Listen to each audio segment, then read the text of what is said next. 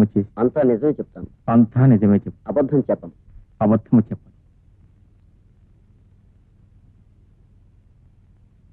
పాపాయమో మీకు తెలుసా? తెలుసు. ఎలా తెలుసు?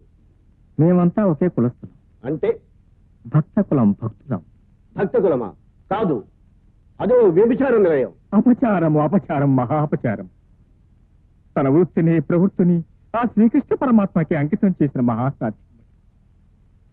స్వామి, ఆ రోజు, ఆ దుర్ఘటన జరిగిన రోజు అమ్మ జయదేవునికి ఇష్టమైన అష్టపదులు వల్లిస్తూ ఉండగా, మేమంతా పూజా కార్యక్రమంలో నిమగ్నమే ఉండగా, ఎక్కడి నుంచి వచ్చాడో, ఎలా వచ్చాడో, ఇదిగో ఆ ఇన్స్పెక్టర్ బాబు పేరు శ్రీధర్ కదా బాబు, శ్రీధర్ పిడుగులా దూసుకొచ్చాడు స్వామి. వచ్చి ఊరుకున్నాడా?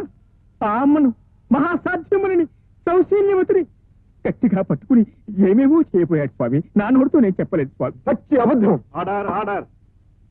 ఏదేదో చేయబోయాడు అంటే దాని అర్థం బలాత్కరించబోయాడు స్వామి. ఎస్ఐ బలాత్కరించబోతూ ఉంటే మీరు చూస్తూ ఊరుకున్నారా? ఏం చేయమంటావు నాయన? ఏదైనా సహాయపడదాం అనుకుంటే అప్పటికే ఆమె ఒంటి మీద వస్త్రాలు వలిసి వేయబడ్డాయి. అబద్ధం, అబద్ధం, అబద్ధం. Order order. చెప్పు స్వామి, ఒక్కసారి ఆ తల్లిని చూడండి. అవమాన భారంతో కృంగిపోతున్న ఆ తల్లిని చూడండి. అమాయకత్వం కూడు కట్టుకున్న ఆ కళ్ళల్లోకి ఒక్కసారి గుచ్చి చూడండి స్వామి. ఆ తల్లి వ్యభిచారినా? మరి ఇంతమంది భక్తులుండి ఆమెనెందుకు కాపాడలేకపోయారు? చెప్పాను కదా నాయన, వివస్త్రయ్య ఉన్న ఆ తల్లి దగ్గరికి ఎలా వెళ్ళగలని చెప్పు.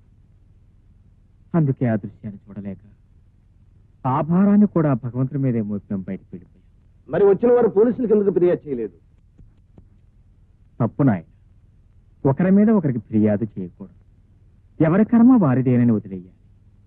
స్వామి, నేను చెప్పినవన్నీ నిజాలని మళ్ళీ 1000 దేవుళ్ళ మీద ప్రమాణం చేసి చెప్తున్నాను. నిర్దోషి అయిన అమ్మలకే అమ్మ మా పాపాయమను రక్షించి న్యాయం చేకూర్చవలసిందిగా కోర్టు వారిని సవినయంగా కోరుతున్నాను.